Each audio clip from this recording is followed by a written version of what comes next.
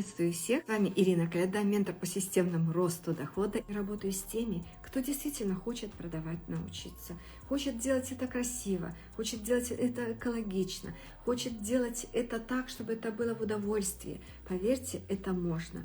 Почему страшно продавать? Почему не хочется продавать? Почему у нас нету никакого настроения иногда порой продавать? Давайте разберемся с вами вот с этим страхом. Самый частый страх эксперта – это не продажи, это то, что вас через ваш продукт вас будут оценивать.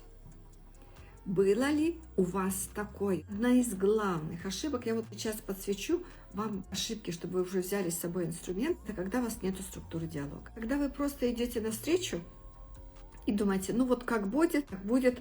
Поэтому тут нужно морально перестроиться и понять, что вы не продаете, а вы просто с заботой о клиенте думаете и даете то клиенту решение, которое ему нужно.